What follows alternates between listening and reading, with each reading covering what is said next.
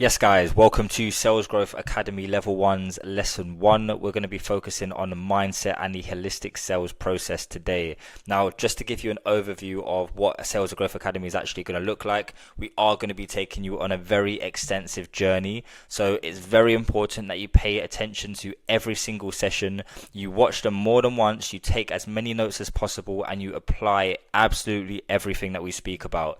Now, at the end of each session, there is going to be a growth challenge. And the growth challenge is going to be something that is monitored. So make sure you complete those growth challenges to a high level. And that's exactly how you're going to go from where you are into being an A player appointment setter to eventually transition into being a closer.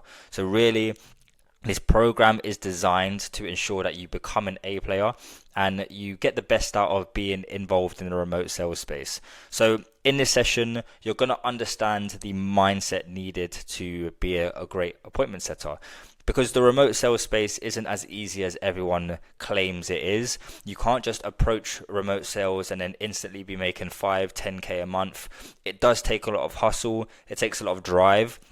It takes a lot of hunger and it takes a lot of skill. So this first session is just about getting you into the mindset of an A player. So let's dive into it. Sales is the true path to entrepreneurial success. Now, a lot of you guys I've spoken with, or if I haven't spoken with you, I've spoken with a ton of people, young men who want to get involved in the remote sales space. And I always ask this question. I ask, what do you want to do in the future? What does 5 years look like to you? What does 10 years look like to you? And absolutely every single one of them have said, I want to master sales so I can eventually start a business. And that fills me with joy because it's the exact route that I took myself, right? I always understood that businesses thrive off the back of a great sales infrastructure. And in order to be a great business person, you need to be a great salesperson because there's only, what's the point in having an offer or having a product or a service and not being able to sell it? So the fact that you're starting here and you're getting the foundations, you're building those foundations in remote sales, you're understanding how to set. And eventually I can imagine you guys going down the route of becoming a closer as well. If you haven't done that already, then this is how you build the foundation of a great sales, of a great business person. Because the reality is most of the great entrepreneurs started in sales or at least understood how valuable sales was. Now, every single CEO that I've worked with in the past, from my experience in the SaaS space, even in the remote sales space, every great business owner that I worked with were great salespeople, and they all started out in sales. And if they didn't have that sales experience, they would have hired someone who did, who was very good at sales, and then that would have been the person that they plugged into their business to grow. Because sales is critical to building the right partnerships, to networking, to building relationships, and to effectively communicate with people. Because business development is built around the foundations of sales.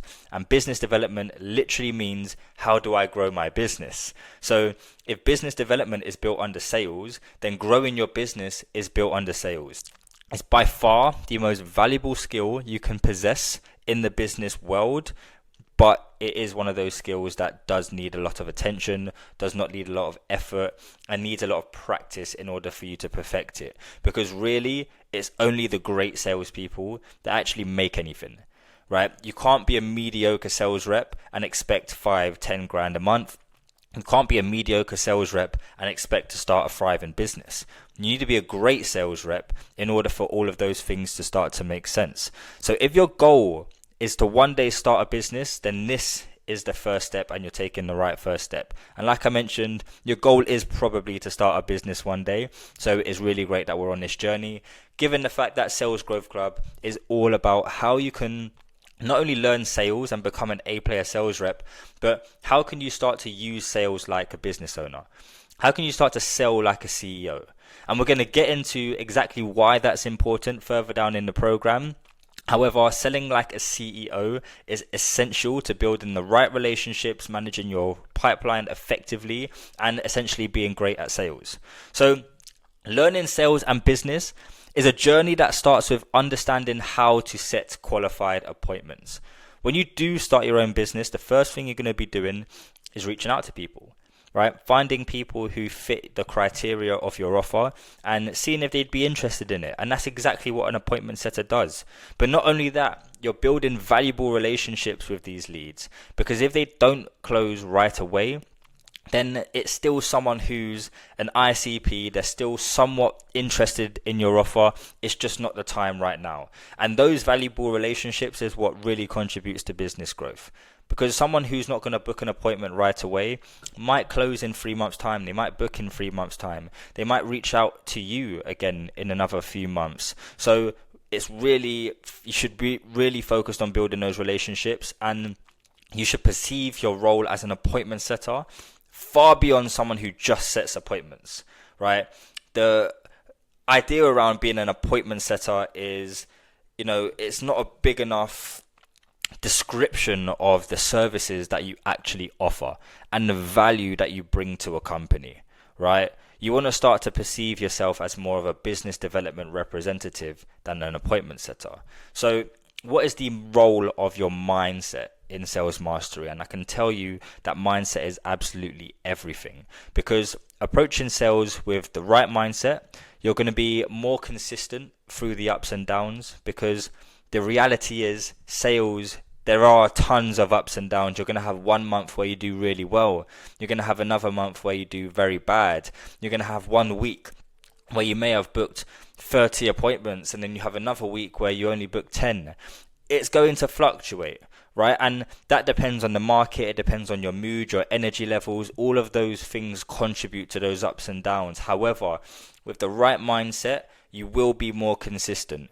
And secondly, the objections and the rejections aren't going to stick. They're going to be something that bounces off of you with ease. And to be a resilient salesperson, you need to perceive objections and rejections as just their problem, right? It's not a reflection of you, your abilities. It's just what they're going through in their day-to-day, how they typically respond to things. And the moment we start to take on that objection and rejection and we allow it to harm us, that's the moment we fail in the objection handling process, right? The moment it affects us personally and it affects the way we continue our day, then we've allowed our mindset to really be knocked by someone else.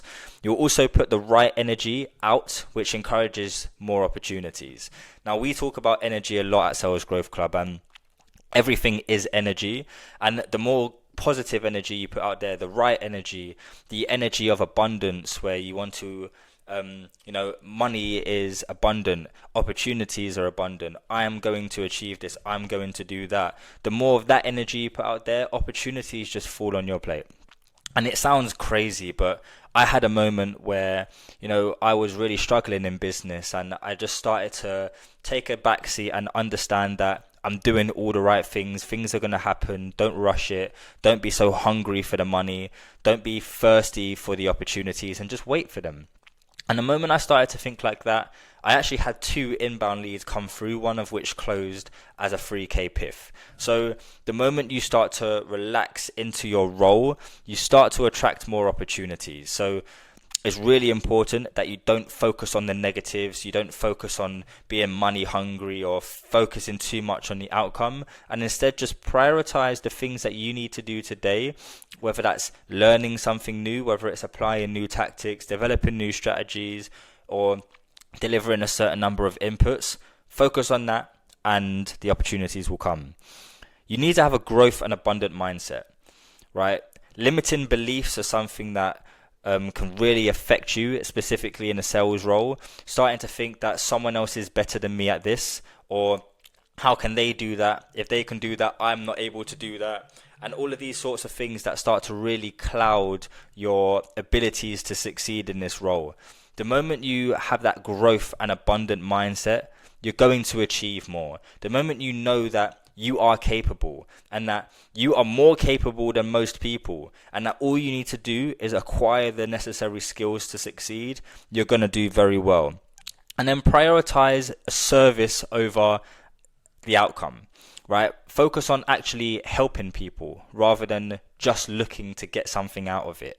And it's difficult in sales because we do work on a commission, meaning we only eat what we kill. So often the times is appointment setters or even closers, anyone in a commission driven sales role, they might get too attached to the money that they could make from a deal.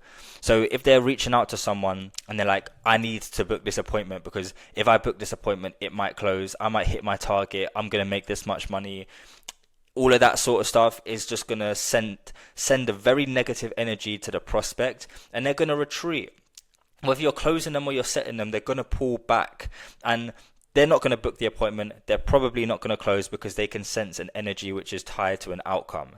If you focus on service and you shift your mind to actually just trying to help people and doing nothing more than just trying to help people, and in turn being curious, looking to understand them, then you're going to be able to deliver a more positive energy. They're going to be able to open up to you a lot more, and they're going to share their insights, share their pain, share their desires, and then you're going to have a more compelling reason to lock in a meeting. So if you approach your sales with the mindset of an abundant mindset and kind of go through all of these things, then you're going to be very, very successful. Now, if you approach sales with the wrong mindset, the bad months start to knock you, and you end on a downward spiral, right? You've all heard of the downward spiral. One bad thing happens, and then because you're thinking about that one bad thing, another bad thing happens, and then another bad thing happens, and before you know it, one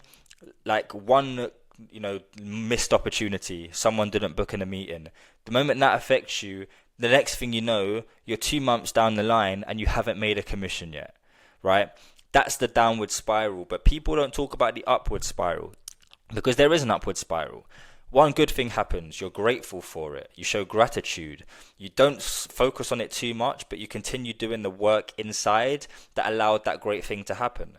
And then another great thing happens, and then another great thing happens, and before you know it, 2 months later, you're doing 5k months, right? 10k months, whatever that looks like. So the upward spiral exists. So don't allow the wrong mindset to send you on a downward spiral.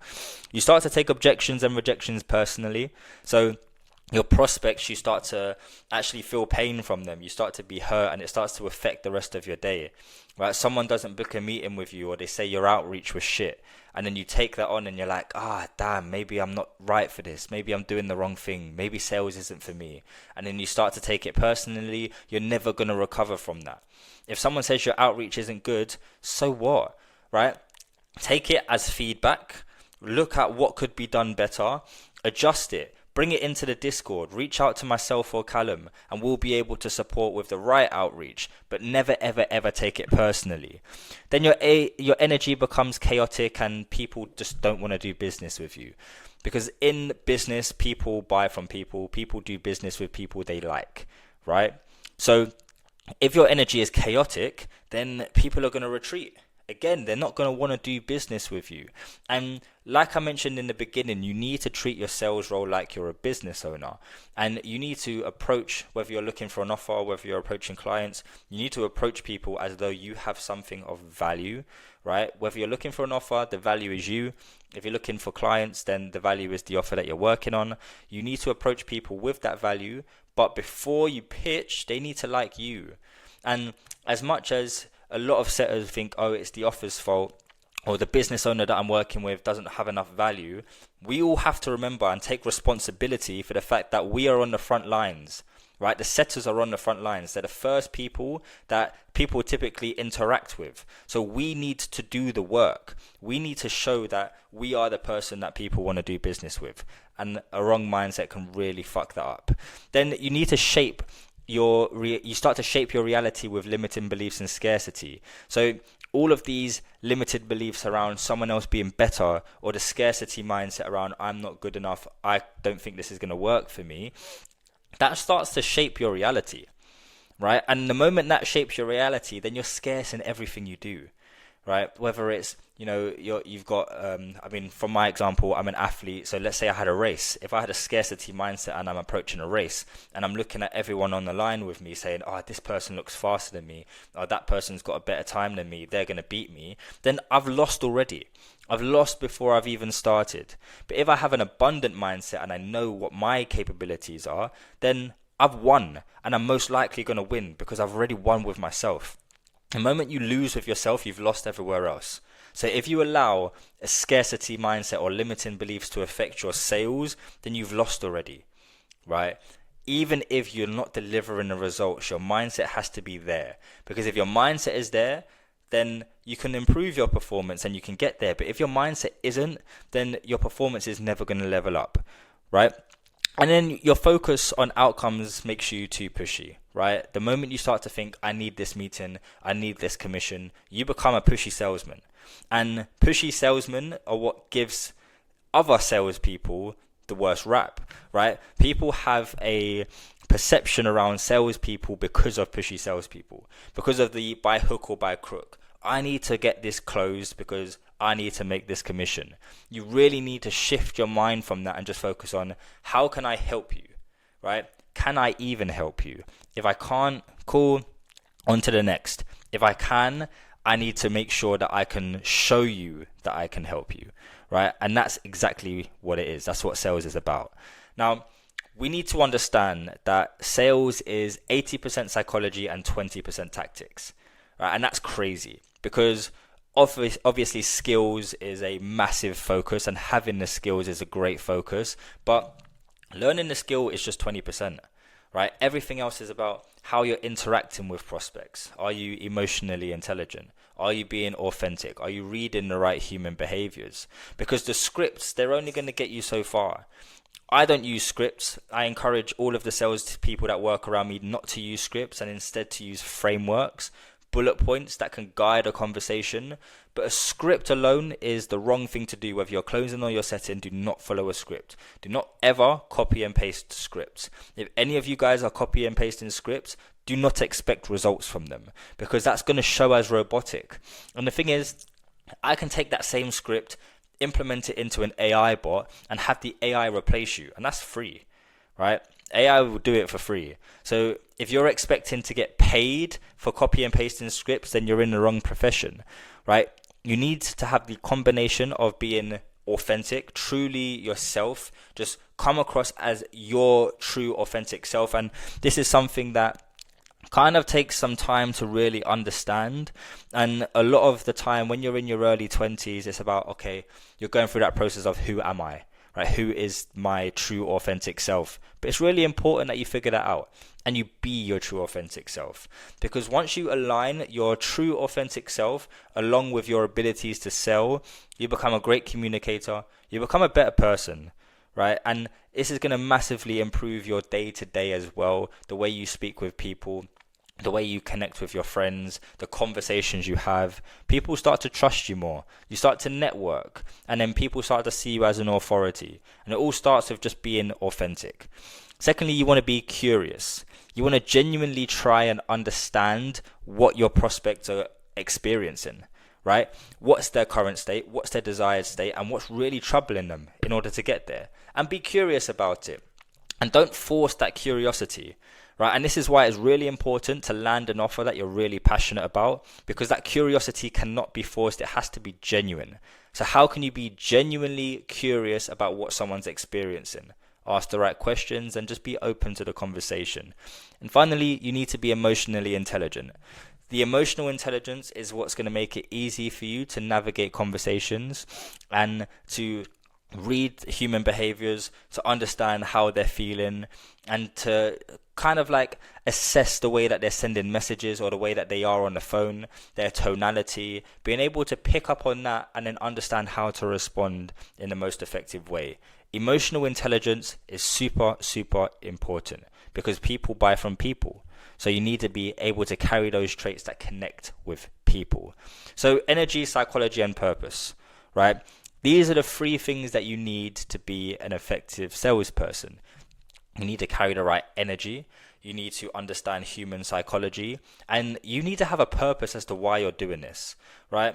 But not just a purpose for yourself, but a purpose for the offer as well, right? For yourself, you need to know, why am I even getting involved in sales? For a lot of you, it's to start your own business one day. It's to learn a high-valued skill. It's to achieve remote financial freedom. All of those things, that's your purpose. But then what's the purpose behind reaching out to this person in particular, right?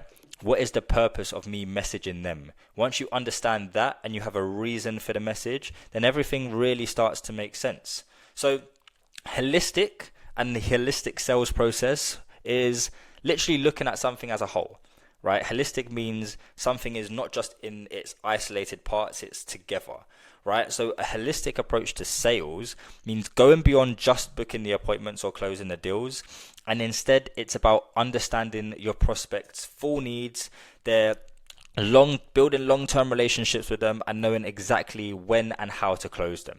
Because the sales process is a process. It's not just booking the appointment, and it's not just closing the deal. You need to overcome a number of different psychological and emotional hurdles during the sales process. It could be education, could be nurturing, building relationships, providing the right knowledge, being able to overcome their limiting beliefs, right? All of these things are different challenges and different sections of a sales process, and the holistic understanding of that is just, how can I bring that all into one, master each of those stages? Because once you have mastered each of those stages, you become an A player, and that's what we need, right? So the prospects need to trust you before they're going to buy from you. That's just that. Right, it always starts with building relationships. So a key theme throughout Sales Growth Academy Level 1 is going to be, how can I build the right relationships with the right people? How can I get them to like me? And then how can I convert them? So you need to shift your focus from how can I pitch, instantly approaching a conversation, sharing your services and seeing if it sticks, to how can I learn about what they need? Because the moment you understand what they need, you go down two routes. You either share a solution that directly supports with the things that they need, or you don't have a solution that they need, so you move on. You build the relationship, you give them value, and you move on, right? You can't pitch absolutely everyone. So your energy needs to be service-based, right? You must approach every conversation with the intention to understand and help, not pitch and close. Right? Because the latter is where you're going to see far less success. If you're focused on just pitching and closing, and that's the main outcome, you're not going to see as much success as if you focus on approaching the conversation with intention, reason to understand, build the relationship, show that you care, right? Because that's what prospects want. Prospects are dealt with so many DMs every single day. Every single person you message has been messaged by at least 10 other people before, maybe even more. They've been prospected, because that's the nature of business now. Loads of people are being cold DM'd. Everyone's trying to sell someone something, and people respond to that, and then people start to hate it, right? Oh, you're just another person in my DMs. Oh, another person giving me a cold call. But if you can shift that experience for them and provide them with an experience that they've never had before, then they're going to be more inclined to engage with you. So the words that you use, the phrases that you use, the length of time you're speaking, or the length of the message that you send is going to play a massive result in the sale. So first things first, you want to shift your mindset to avoid using words like would you like. The reason you wouldn't say would you like is because would brings in no, right? Would you like to do this? No. But instead, if you were to say when would be the best time to do this, there's no option to say no. Of course, they can still say no, but it just makes it a lot harder for them. Avoid words like price, spend, because then you start thinking about money, right? The moment something like, what's the price? This is, you paid the price of something, right? The moment you start thinking about price, it starts thinking about money going somewhere, right? Money is leaving because you paid the price for something, right? But you don't think too much about the value of it. Spend, same thing as price. Pay, the cost, you pay the cost, right? Or meeting seems too formal. A lot of the time meeting will work if you're in a B2B space, but B2C meeting feels too formal, and this is going to trigger sales resistance. So first things first, avoid those words. Secondly, you want to make sure your prospects speak more than you. You want to lead the conversation, but you want them to talk more. The moment you're talking too much, then they're going to back off. They'll be like, okay, well, this person's just pitching. You need to keep your messages refined and direct. A lot of the time, I've worked with hundreds of setters and closers now, and the messages that get sent, they just need to be refined. Sometimes you can talk to yourself in your head and you think it's worded very well, so you're typing it out, but it's just too much. There's so much fluff, and sometimes it's the case of just cutting out small words. Could be like little filler words that you can cut out just to make the conversation more coherent and fluent. And you can use ChatGPT for this. Just post your message into ChatGPT and ask it to remove the fluff, and it will make a more consistent message. And all of these things are gonna, really impact how you appear as an authority here, right? Because if you're not delivering your iterations, your messages in the right way, and you're using words that trigger sales resistance, they're going to start to see you as a salesperson, or maybe even see you as a less intelligent person, and actually pull away. Because how can you help them if they think that they know more than you, right? So it really does impact your authority. Now, finding your why and aligning sales with your long-term goals. Now, we mentioned this very briefly, but you need to have a purpose as to why you're here, right? Like, why are you doing this? And I kind of want you guys to take the time now just to think about why you're doing this, right? Why are you here, right? Because sales can't just be your side hustle. Sales doesn't work as a side hustle. You can approach sales as something that you do on the side of a job, or something that you do on whatever it is, on the side of something. But the intention should always be for sales to replace whatever it is you're currently doing, because sales doesn't work as a side hustle. And if you look at sales and your overall focus is just to make a bit of side income, and then it's not going to work, right? You might make a couple £100 a month doing it like that, but what's the point in doing it? What's the point in putting in that work, right? You can put the same amount of work that you did for your main job and sales into sales, really work on the skill and make thousands, right? This can completely change your life, right? And sales is a way of life, and it will change your existence for the better. It did for me. It did for everyone that I know who's mastered sales, right? They've always left and they feel more confident. They feel more in control. They're in control of how they make money. They make more money. Like, sales can completely change your life. So take the time to think about why you're here. Is it just to make a bit of money on the side, or is it to go all in? Because it should be to go all in. So without a why, there's literally no reason to make a change or improve or develop your skill set, right? So the fact that you guys are watching this in the first place goes to show that you do have that reason why. You do want to develop. Otherwise, you wouldn't have invested your time and your money into learning how to sell. But if you don't have that reason why, then what's the point, right? Because the reality is, this isn't a get-rich-quick scheme. Like, you're not here to earn 10K next month. It's just not going to happen, right? It could, if you get really lucky, but it is likely not going to happen, right? So you need to develop the time into applying a skill and to learning a skill and applying it over time and constantly developing that skill. And then once you've done that, you can and you will make a lot of money. Right, and I said, I'm not going to promise you 10K at the end of the 90 days of this program. I'm not, because if I made that promise, then you guys would expect that from me, and it's unlikely. However, what I can promise is, if you show up every single day and you attend all of the roleplay sessions, all of the workshops, and you really put the work in, you watch these videos over and over again, and you just really focus on developing the right skills and applying the right skills, and then refining that, finding what works, changing that, reviewing your data, and really just working on being the best salesperson you can, over time, you are going to make a lot of money. I promise you. You'll make a lot of money. If not in sales, then you'll make a lot of money in your business. 10K months will be inevitable, so long as you put the work in, right? And if you don't put the work in, then it's probably because you have no purpose. So find your purpose, and naturally you'll put the work in. Now, being consistent and persistent is also very, very important in sales. And again, it's another mindset trigger, right?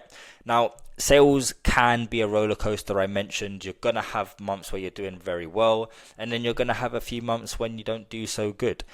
And that is just the reality of the game. Like, it is what it is. Sales is a roller coaster. But consistency and persistency are the only ways to balance that out, right? Because when the months are low, you must remain consistent and persistent, even if you feel like you're working towards no reward. Sometimes there are going to be times where you're just not getting the results you're expecting. The month before was very bad. And if you allow that to affect the way that you move and your consistency and the kind of work ethic you put in, then the next month is going to follow. And then the month after that is going to be even worse. However, if you have a bad month, but you don't let that affect you and you stay consistent, you still put in all of your daily inputs, you still focus on your learning and development, you still focus on improving every single day, the next month is a very high chance that you can exceed and you can build up. And then you just need to figure out what you need to do in order to make that consistent. But the moment you chase the reward and then stop because it's no longer there, then, it's not going to come back. It has no reason to. And this is, again, it's energy, right? Energy is everything. If you put the work in for something, you're going to get the reward. If you don't get the reward and then you stop, what reason does it have to come back to you, right? You need to be consistent. You need to be persistent, even through the highs and the lows, because the conversations you have today can create a positive pipeline for 3 months' time, right? Even if you don't perform now, let's say you have the worst month, but you're still having those conversations. People are just not looking to move forward. Let's say it's December, Christmas is coming, people want to save their money because they want to spend on Christmas presents and all of that bullshit. Fine. But imagine now, all of those great conversations you had in December because you stayed consistent, you stayed persistent, and you dealt with the people's bullshit who weren't looking to move forward because of Christmas. Imagine January.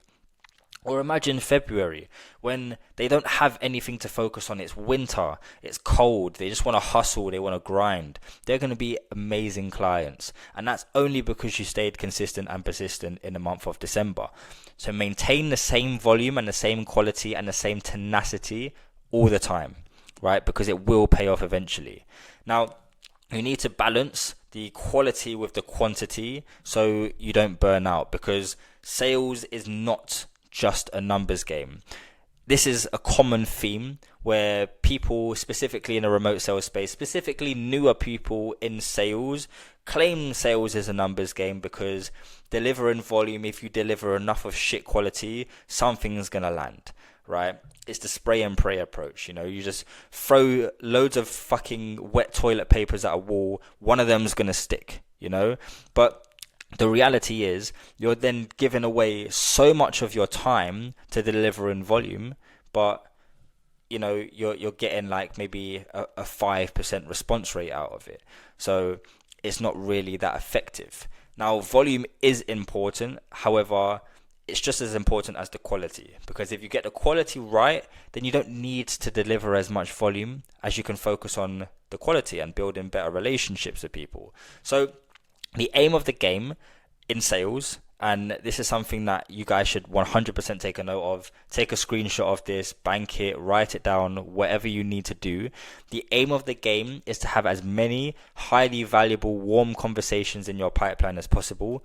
Now, we'll get into how you can store these people and what different pipelines you need to use, and you'll have a pack with all of the information in there. But the aim is to basically build that warm pipeline up as much as possible, not to send thousands of unread messages or opens with unqualified prospects, right? We don't want to just send thousands of messages, have people respond, they're all unqualified. We literally want a list, a compact list of very qualified leads that are warm, that you've had positive conversations with. If you can create a list that's about 500 people of really warm qualified leads, then you're winning, right? Because one of those leads are going to convert, right? And then another one's going to convert, and then another one's going to convert. And by the time you know it, you don't even have to do any more outreach, and you're just working on those current leads. Every conversation matters.